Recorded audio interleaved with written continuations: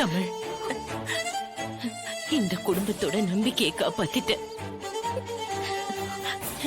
என் தலைமுறையை காப்பாத்திட்ட.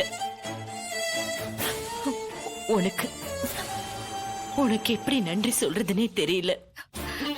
ஜனமா, இது ஏன் குடும்பம். என் புருஷனுக்கு ஒண்ணுனா நான் தானே முன்னாடி வந்து நிக்கணும். இப்படி பெரிய வார்த்தையெல்லாம் பேசாதீங்க ஜனமா.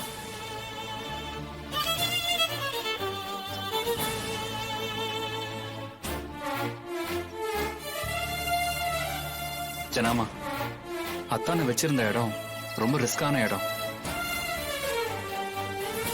கொஞ்சம் மிஸ் ஆயிருந்தாலும் அத்தானோட உயிரே போயிருக்கும்.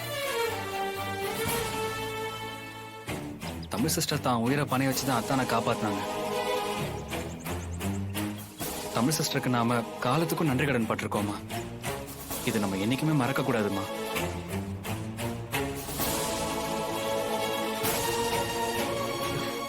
சரி, எல்லாரும் ரிலாக்ஸ் ஆகுங்க. மா, அழாதம்மா. உன் பிள்ளைக்கு ஆயுசு கெட்டி. அப்பெல்லாம் ஈஸியா யாரும் உன் பிள்ளைய தொற்ற முடியாதுமா. பா, என்னப்பா இது? இன்னும் உங்க கூட வாழ்றதுக்கு நிறைய இருக்குப்பா. அவ்வளவு ஈஸியெல்லாம் போயிட மாட்டேப்பா. சிபி, விளையாட்டு கூட அப்படி சொல்லாதடா. சிபி, உன்னை கடத்தினது யாரு? ஏதாவது தெரியுமா? ஏதாவது நினைவு இருக்கா? இல்ல ஜானு, எதுவுமே எனக்கு ஞாபகம் இல்ல. கிட்டத்தட்ட 2 நாளா நான் மயக்கத்திலே இருந்திருக்கேன். ஜனமா, போலீஸ் விசாரிச்சுட்டு இருக்காங்க. சீக்கிரமே கண்டுபிடிக்கிறதா சொல்லிருக்காங்க. நமக்கு என்ன, எதிரிங்களுக்கா பஞ்சம்? ஆனா அது யாருன்னு மட்டும் தெரியட்டும்.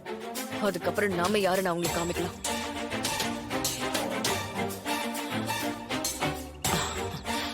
மீனா, சிபிக்கு சாப்பாடு எடுத்து வை. அம்மா வேணாம்மா. ஜானு, நான் வர வழியில சாப்பிட்டு வந்துட்டேன் ஜானு. எனக்கு கொஞ்சம் டயர்டா இருக்கு. நான் போய் படுத்துக்கிறேன் ஜானு. வரோம் ஜனமா. மாப்ள, நீ இல்லாத 2 நாள் இந்த வீடு வீடாவே இல்லடா. உனக்கு என்னாச்சோ ஏதாச்சோன்னு நாங்கெல்லாம் பதறி போயிட்டோம்டா. இனிமே நீ எங்க போனாலும் வந்தாலும் ரொம்ப ஜாக்கிரதையா போகணும் வரணும். சரியா? உள்ள கூட்டி போமா. போங்க சிபி.